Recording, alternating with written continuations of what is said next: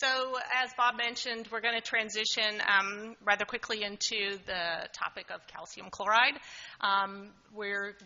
We have several different speakers in our session. I'm going to be starting off by talking about some history and background, especially if you're not familiar with calcium chloride as a non-surgical sterilant. Dr. Leochi is going to talk about some refinement she's been working on in a research setting, and then Dr. Pineda will be speaking about field use of calcium chloride in Ecuador. And then I'm going to jump back in at the end and just follow up with a little bit of information from a funder's perspective. Next slide. So what is it? Calcium chloride, it's actually calcium chloride dihydride. It's a salt. It's usually derived from limestone or brine, depending on the part of the country you're in. It's actually a very common substance. It's used for all sorts of things, from food additives to de-icing agents and a lot of medical applications. When it's mixed with a solvent, it can form a tissue necrosing agent, and it's been used for chemical castration, which is what we're talking about today. It's also been used for dehorning animals and as a tumor removal in all sorts of species. It's as a non-surgical neuter method, it's very low cost. I've heard, $1 or $2 per animal, including all the materials you need. So it is appealing in a resource-restricted location. It's unlikely to be taken through a regulatory process, as Zudarin was, mainly because of the cost and resources that are required to do so. I think, especially after what's happened with Zudarin, it's very unlikely that anybody would see this as a commercializable product. It's, as I said, it's very... it's a common chemical. It's very available to people. So it's probably not going to go down that route. So that's a big difference between Zudarin, which was available, and the calcium chloride product. Next slide. But it's been around for a while, as Bob mentioned. Research dates back to the 70s. Koger was one of the first scientists to study its use. Actually published, this is an abstract with all sorts of different animals used in lots of different ways, published a study on including dogs in castration in 1978. They used all sorts of concentrations. It was very experimental in nature, diluents, but they did mention in that 78 article that alcohol was probably the best solvent to be used because it had less inflammation and less pain. Next slide. And it really wasn't until the late 90s that this was taken up again, that it was kind of rediscovered by Dr. Samanta and Jana from India, and I'm really sorry that Dr. Jana was not able to make it to the meeting today. They've done a lot of really comprehensive studies. If you're not familiar with them, I've listed the main ones here, including just the year of publication, the numbers of animals who received calcium chloride as a sterilant, and then they also had control animals in all of their studies, and of course who published it. All of the studies included a dose-finding method where they would use different dosages of calcium chloride to see which worked best, and really extensive physiological measurements were done: testosterone, cortisol, LH, FSH, all sorts of testicular function tests, blood values, and then they castrated and did histology at the end. So if you're interested in getting a primer on background and methods and trying to figure out why calcium chloride works, this would be a good place to start. Next slide. And then beyond that, Dr. Leochi, who's here, and her colleagues who are also here, in Italy did two really seminal studies. In 2014, they were published. The first study was, again, a dose-finding study using 40 dogs. Long-term study. These are the first long-term studies that were done over 12 months, and found that a 20% calcium chloride concentration was most effective with the fewest complications. Then, basing it off on that, another study was done with 42 dogs plus controls to take that 20% calcium chloride and look at different diluents or solvents, in which of those seemed to work the best. Again, a 12-month study was involved, and it was comparing saline, lidocaine, and alcohol. That's right. And alcohol was determined to be the most effective. So these are kind of key studies that were accomplished several years ago. Since then, there's still active research going on. Dr. Peranzini and her colleagues are actually here at the meeting. Working in Brazil, they just recently published a study in cats using calcium chloride in DMSO and studied them for 80 days and specifically using an infrared thermography method to evaluate inflammation. And in cats found that it was a great method and very minimal reactions. And they have posters. If you weren't able to see them last night, I would encourage you to speak to the authors. Maybe you guys can just wave your arm. There you go. And talk to them about the work that they're doing in Brazil on this effort. Several different sites in dogs and cats, so it's very interesting. In field use, a couple of places to mention include Spay First, which is an organization in Oklahoma. They've been using calcium chloride for several years, and included on their website is a lot of information, videos, training information for people that are interested in this method. I can mention, too, that they're actually working on, right now, a confirmatory study for a new technique that they've developed.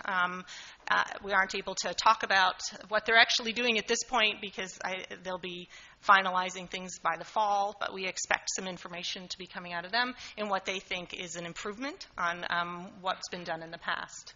And then Amici Canis is a clinic in Ecuador that's been using calcium chloride, and Marcela Pineda will be talking about that in just a few minutes to talk more about what she's been experiencing in the field setting.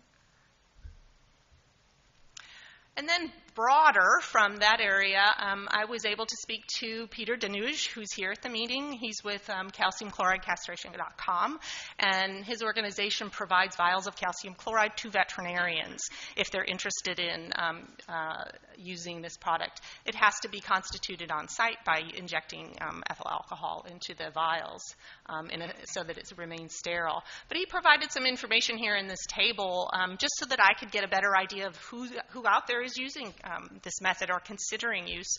And you can just see the numbers of either individuals or organizations who are either considering use in the first column, have the product maybe, but unknown whether they've actually used it or not, and then use the product. So just from this, it's actually a fair number of people all across the world that at least have a great interest. Out of the 25 groups that have obtained material from Peter, they've about 12, at least 12 groups or more have used it for non-surgical sterilization. So I'm going to stop there, and we're going to jump into both a presentation by Rafaela on research and followed by Marcela on field use, and then I'll be back to follow up in just a few minutes. Thanks. Thank you. So I'm just going to finish up with just some final thoughts. I know we're running over on time, so I'll be kind of quick. I want to talk, see, I'm not going to be able to get it to work. I want to talk a little bit about the perspective that we have from Parsimus Foundation. Aim at the screen. Ah, that's good. Thank you.